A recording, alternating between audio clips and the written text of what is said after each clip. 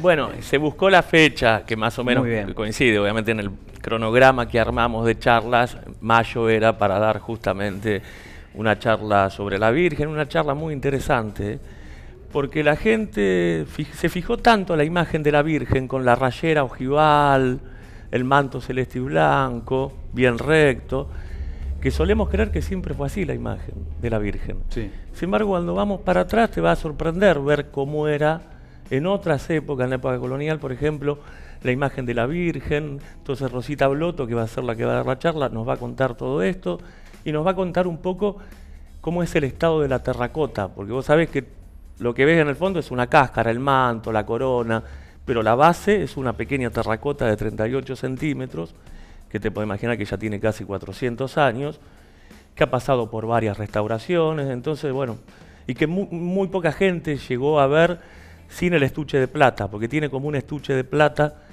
que la comprime para que no se desarme y para protegerla un poco. Pero bueno, eso se ha hecho, restauraciones, y nos van a contar un poco cómo es ese estado de la terracota, qué tiene, qué detalles tiene. Está bastante deteriorada, pero todavía se mantiene bastante bien.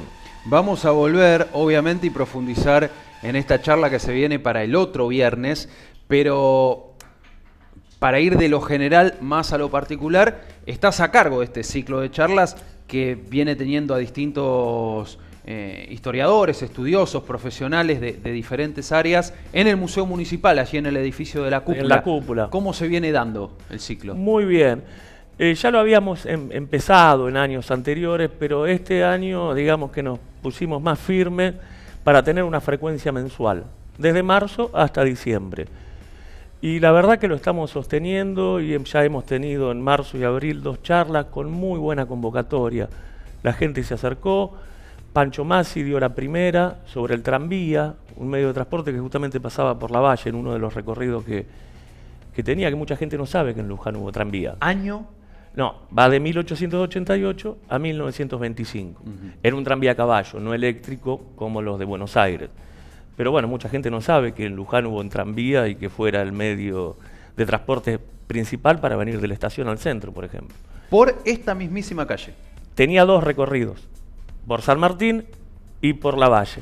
Daba la vuelta así por la Basílica y después volvía por San Martín. Sí, sí, pero pasaba por esta calle, la Valle, uno de los recorridos. Sí, sí. En torno al tranvía en Luján, la primera charla. La del mes de abril fue sobre la masonería. Vos sabés que la masonería es un tema, viste, que genera medio esotérico, que genera enigmas de, bueno, cómo eran los masones. Entonces, fue una charla buena que vino a desmitificar un poco acerca de quiénes eran los masones, si eran estos personajes oscuros, viste, una especie de monje negro de la sociedad de la época. Entonces la dio Gabriel Acuña Suárez, que es mercedino, pero especialista en toda la masonería. En realidad él es arqueólogo y paleontólogo. Pero como estudia mucho la figura de Ameguino, por el lado de Ameguino, que era masón, se enganchó con todos los masones de aquella época que lo habían ayudado, entonces nos describió cómo era ese mundo de masones, ¿no? Que financiaron, incluso lo financiaron el estudio Ameguino durante mucho tiempo. O sea, gran parte de todo el surgimiento de la ciencia argentina y sobre todo en nuestra ciudad tiene que ver con la actividad de estos masones. Así que estuvo muy, muy buena.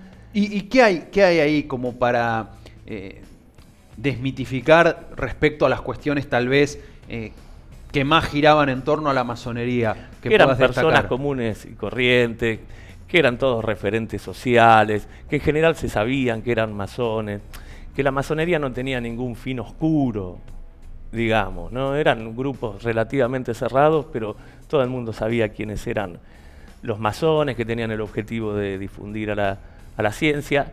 Sí, que en algunas vertientes eran muy anticlericales, ¿no? Estaban muy opuestos a la Iglesia en una época donde el catolicismo, viste, tenía una fuerza importante. Entonces eso es lo que le hizo más oscuro. Pero fíjate que hoy por hoy estar en contra de la Iglesia, ser anticlerical, es una postura abierta, que no hay ningún problema. O sea, eso es lo que le dio esa oscuridad tan marcada, ¿no? Porque fíjate que hasta principios del siglo XIX no se podía no ser católico. Estaba prohibido no ser católico. Entonces, digamos, legalmente, ¿no? Sí, sí, sí. Digamos, ser argentino era ser católico. Y después, después empiezan a surgir estos grupos, entonces en su momento sí tuvo se escondían un poco por eso, pero hoy por hoy ya nadie diría que es oscuro por ser anticlerical, ¿no? O que estás en la sombra, o que tenés que tenerte en la clandestinidad, ¿no? Pero estuvo muy buena, tuvo mucha convocatoria, sabíamos que el tema iba a ser convocante, y ya para junio, porque ya está previsto todo el año, una historia sobre la numismática, que puede parecer un tema aburrido, pero vos cuando te detenés un poco a verlo, ves que es bastante más interesante de lo que parece. Es sobre todo la medallística de Luján. Ajá. Hoy la medallística ya está en decadencia, pero vos fíjate que hacia fines del siglo XIX era común hacer medallas conmemorativas por prácticamente cualquier acto.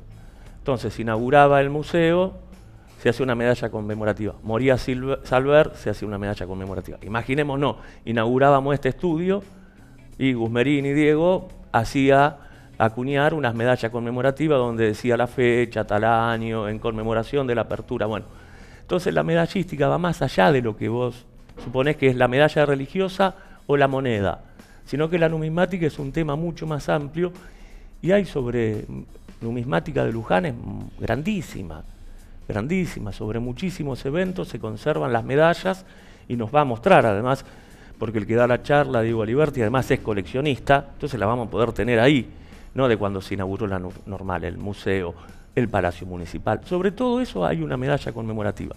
Lo que pasa es que ese sí es una práctica que hoy por hoy ya quedó en desuso. Quedó en desuso, pero en su momento fue muy usual. Así como hoy en día se entregan, no sé, placas o plaquetas o lo que sea, en aquel momento era lo más tradicional y lo más común. Era entregar una medalla. Sí. ¿Y todavía el coleccionista tiene varias desde ¿Sí? aquel momento? Sí, yo te diría que prácticamente tiene la colección completa de las medallas que se acuñaron en Luján cuando se abrió la colonia de Oppendorf. No. Y por supuesto después sí está la medalla religiosa. ¿Había algún autor destacado, puntual, al que se recurría? Muchísimo.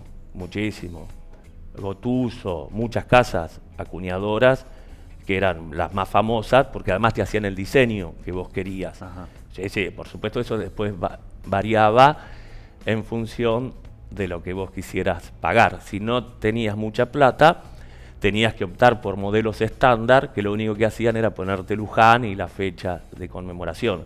Pero más vale que vos tenías tus casas recomendadas. Sí, Orsali, otra casa muy común. Pero bueno, había que pagar para eso. ¿Hasta qué décadas, Jesús, hablamos? Hasta el 30 se usó, más o menos. Hasta el 30. Fíjate, para la normal, por ejemplo, que se inaugura en el 36, se hace. Para la inauguración del monumento a Belgrano se hace, pero ya después para los 40 eso entra en desuso. Pero bueno, va a ser interesante también ver. Porque además, fíjate vos que es muy raro, pero la primera de Luján es de 1760, es colonial. Cuando asume Carlos III, porque cuando asumía un rey también se hacía, Luján, que recién tenía el cabildo inaugurado, colabora con una medalla. En ese caso, Lesique Torresuri manda a acuñar una medalla, te estamos hablando hace 220 años, para como dice, homenaje de Luján a la coronación del rey Carlos III, y esa medalla también existe. En ese caso es mucho más, es una pieza exquisita y la tiene muy pocos. El Udaondo la tiene, no la tenemos nosotros. Pero sí tenemos muchas otras. Sí. Bien. Para junio, entonces, esa es la charla. Sí, y después te puedo seguir contando julio, agosto. Sobrevolemos lo que resta del año, así un punteo. Sí, julio viene Mauro Perla, un amigo de la casa, sí, con inmigración. Vos sabés que Mauro es especialista de la inmigración. Sí. Ahí sí no te puedo decir si la va a focalizar, porque están las dos posibilidades. La puede focalizar en un grupo inmigratorio puntual, qué sé yo, los españoles, los italianos, los genoveses, o puede ser inmigración en general. Después, en agosto, son los 40 años de apertura de la UNLU. Viste que se celebra este año los 40 años de reapertura de la UNLU, entonces va a haber 2 o 3 charlas sobre cómo fue ese proceso de reapertura, también una historia muy interesante. Vos fíjate que desde el 80 al 84 la UNLU está cerrada, sí, ahí hay algunos movimientos sociales, hay cierta presión social, ¿no?, para que se reabra la UNLU, hasta que finalmente con la reapertura democrática Alfonsín reabre la UNLU, entonces nos va a contar cómo fue todo ese proceso. Después vamos en agosto con otro amigo de la casa, y también periodista, colega tuyo, como es Nico Grande, va a hablar sobre John Creek y el anarquismo en Luján. El anarquismo a fines del siglo XIX y principio del XX fue una corriente revolucionaria muy fuerte, ¿no? Muy fuerte. Los muchachos tenían diferentes variantes, había una variante más militante, pacífica, había otra variante que había optado por la lucha armada y ponían bombas, algunos atentados, ¿no? Pero bueno, en este caso la figura que va a destacar es John Creek, que es de Luján, en realidad era irlandés instalado en Luján, que opta, bueno, por la variante pacífica. Sí, el doctor Creek. ¿Lo conocés, Ale? ¿Sabés mucho de historia? No, bueno, porque conozco, sí, el trabajo de Nico Grande al respecto. Sí. Por él conocí la figura de John Creek. Bueno, podés venir, Ale, que nunca. Y el amigo tampoco. Yo voy a aprender. Acá va como... No, uno siempre aprende. Pero algo más o menos, sí, uno conoce. Eso es agosto. Agosto. Bien. Y ya en septiembre, seguro que tenemos a otro amigo de la casa, y muy amigo personal tuyo. Sí, a Luis Federico. A Luis Federico Suárez, sí, al Fede. Seguro va a hablar sobre el Negro Manuel, pero otra imagen del Negro Manuel. Que no está en contra del Negro Manuel religioso, católico, pero sí un poco sobre las tradiciones que arrastraba el negro, sobre la cultura africana que trae el negro y cómo muchas de las prácticas que él pone en juego al hablar de la Virgen de Luján en realidad eran prácticas comunes en los yorubas, en los negros que arrastraban algo de su religiosidad africana. O sea que va a ser una perspectiva muy interesante del que va a dar el Fede sobre el Negro Manuel, sí, es el negro africano que arrastra con su cultura. Y ya después sí hay que definir los temas. Están puestos los oradores, pero todavía no nos confirmaron los temas, porque muchas veces son investigadores, viste, que trabajan varias cosas. Entonces después cuando le decís qué charla quiere dar, tiene muchos temas para elegir. Entonces en función de cómo ve la mano, elige. Pero bueno, Sol Rodríguez seguro es otra profesora de historia de Luján, va a ser otra de las oradoras, pero nos tiene que definir bien qué tema quiere porque se está inclinando por varios personajes de Luján y hay que ver cuál quiere. Bueno, pero ves que hay... Para octubre, noviembre y diciembre hay que definir temas. Hay que definir... Los participantes, quienes se encabecen, están. Sí, quienes van a dar la charla está, pero hay que pulir bien el tema porque justamente hay gente que tiene muchas líneas de investigación. Entonces, lo que hace cuando estas charlas es hacer un recorte y fijarte qué tema. Además, fíjate que hoy por hoy la charla es distinta a lo que era antes, ¿no? Hoy la charla es muy audiovisual. Hoy si no tenés proyector, la gente se te aburre, se va. Entonces cuando le dije a Federico, por ejemplo, por ponerte un ejemplo, porque Federico también es especialista en Caleliano, un indio, un cacique muy conocido. Me dice, pero Caleliano no sirve para una charla porque no tengo imágenes de Caleliano, no hay cómo ilustrarlo a Caleliano. Mejor nos vamos con el tema del Negro Manuel. Entonces eso también hay que tenerlo en cuenta hoy. Por ahí si elegís un tema muy viejo, de que se perdieron las imágenes, ya viste, no podés dar la charla porque hoy por hoy, viste, el proyector y el PowerPoint es sagrado en cualquier charla, viste. Sí, es. Así que esa es la dinámica. Y son charlas abiertas, gratuitas. Obviamente. Cualquier vecino se acerca al Museo Municipal aquí en la cúpula y accede. Van a ser, generalmente son los viernes 19:30. Un viernes de cada mes a las 19:30, que es el horario que hemos visto que más sirve. Lo organizamos, por supuesto, desde la Dirección de Cultura, Nico Capelli, Fede Aime y yo, pero con la colaboración imprescindible de la Comisión de Amigos. O sea, la Comisión de Amigos también después ofrece un catering pago, pero por muy poca plata, ¿no? Muy accesible el precio, entonces puede pasar toda la noche ahí y irse comido a la casa, ¿no? O sea que son eventos muy lindos. Y es una forma de que la Comisión de Amigos también junta algún recurso. No, por supuesto. ¿Cómo viene trabajando la comisión? No, muy bien. La Comisión de Amigos tiene esa fuente de ingreso y después algo de bono contribución que se cobra los fines de semana por el acceso al museo, pero también vienen con muchas iniciativas. Es más, yo ahora te estoy hablando del ciclo de charla histórica, porque lo que me preguntaste, pero justamente por iniciativa propia de la Comisión de Amigos, en junio viene el coro de la universidad a cantar a la cúpula. Y también tenemos en vista alguna que otra presentación de libro, que esas son todas actividades que vienen por iniciativa de la comisión. O sea, no solo son charlas históricas, sino que a veces tratamos de abrirnos un poco a los eventos culturales más amplios, ¿no? Jesús, estas charlas puntualmente, ¿qué duración tienen?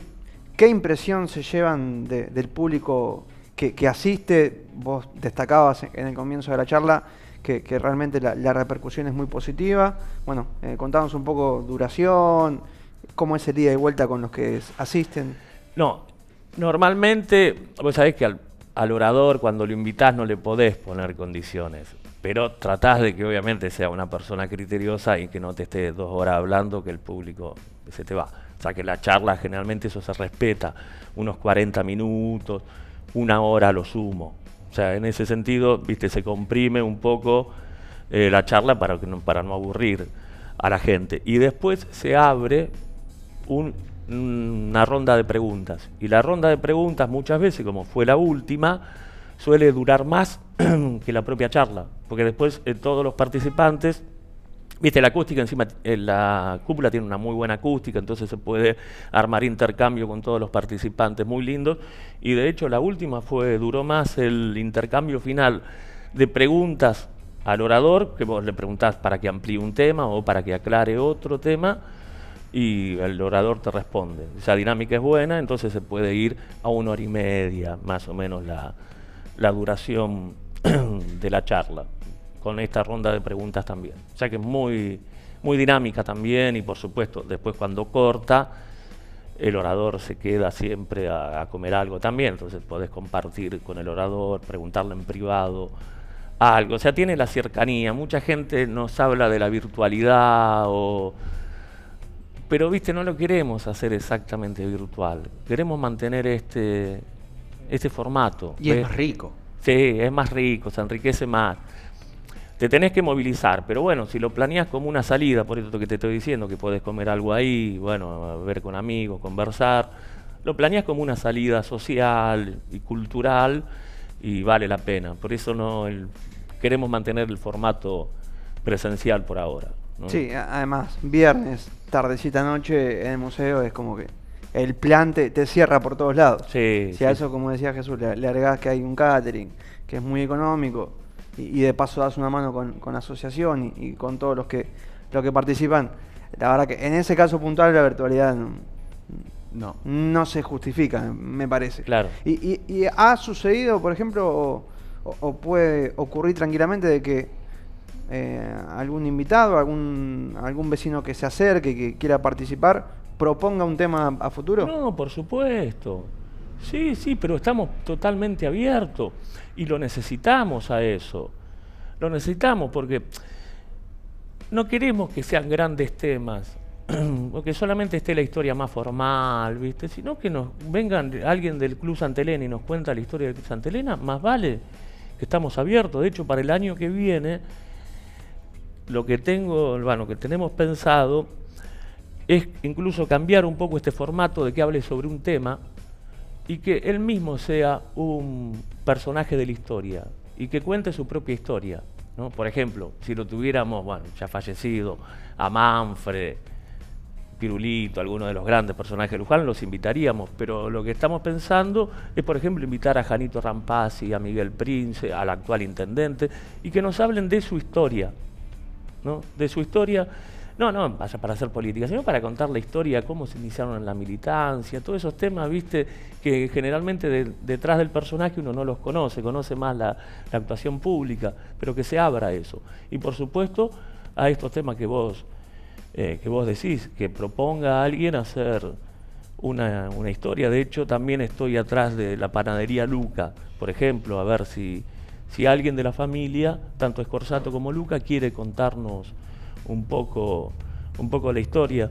Pero por eso lo que se viene más para el año que viene es esa historia personal, ¿no? Más una historia personal. Por ejemplo, también traté de ponerme en contacto con algún Esteberli para que no dé la charla de la Flandria común. Bueno, se fundó en el año 1928, sino que haya una vuelta personal.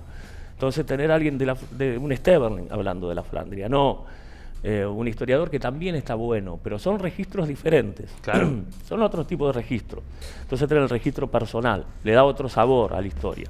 Entonces eso seguro se viene para el año que viene, seguro. Nos hiciste ya algún adelanto, pero en este Día de la Virgen, en este 8 de mayo, la próxima charla es la del viernes venidero, 7:30 de la tarde, Los secretos de la imagen de la Virgen. Así se llama. ¿Qué hay que saber de la imagen, al menos a grandes rasgos, porque la museóloga Rosa Blotto tendrá a cargo la charla, pero para hacer una pintura de lo que han sido los años, tantos, ¿no?, en torno a la imagen? No, lo importante, que vos justo me preguntás, Ale, es dónde está la imagen. Mucha gente cree que está escondida en una caja de seguridad, ¿viste?, en un sótano. Pero en realidad la imagen original de la Virgen, por más que mucha gente crea que no, es la que está en el altar mayor. Esa aquella de la historia de... La de 1630. De la carreta. La del cajón, exactamente. Es la que está... Por Villarrosa. Por Villarrosa, ¿Sí? En el partido de Pilar. Es la que está en el altar mayor. Es esa. Esa imagen originalmente es una terracota que no viene vestida. No viene vestida. La primera forma de honrar a la Virgen fue la terracota en su forma básica. Pero ya hacia fines del siglo XVII a esa imagen se le empiezan a organizar diferentes elementos que parten de su origen como inmaculada. Es una inmaculada concepción. La Virgen está embarazada, aunque no lo parezca. La Virgen de Luján, como toda inmaculada, nunca tiene al nene en brazos. Ese es otro tipo, la Virgen de Rosario. Bueno, hay otras imágenes que tienen a los nenes en brazos. Porque en realidad la Inmaculada está embarazada, está esperando el nacimiento de Cristo. Tiene también una media luna de plata, tiene la rayera que representa al sol, ¿no?, y está coronada.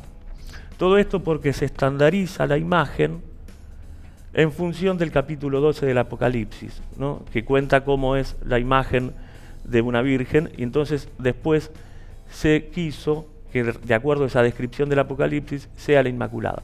Por eso todas las Inmaculadas, como la de Luján, la vas a ver con corona, con media luna, con la rayera, que puede tener diferente tipo, ¿no?, los rayos, pero que representan al sol, y generalmente también se le bordan algunas estrellas en el manto. Hoy casi todas también son celeste y blanco, aunque en otro momento fue rojo y celeste, o rojo y azul. Pero hoy se estandarizaron todas las Inmaculadas en celeste y blanco. Y en concreto la de Luján tiene esta característica, que son 400 y pico de años que han pasado, o casi 400, entonces está muy deteriorada. Tiene como un estuche de plata que la envuelve y la aprieta para evitar que se desgrane el material. Y encima de eso... Se nota mucho el paso del tiempo. Sí. Se nota. Sí. Incluso me contaba gente que llegó a ver bien la imagen, que tiene partes que se han roto, o sea, que están pegadas. Se notan que se ha usado una cola muy vieja para pegarla. ¿El material, Jesús? Es terracota, es barro Ajá. cocido. Ajá. Es barro cocido, sí. Y por eso es...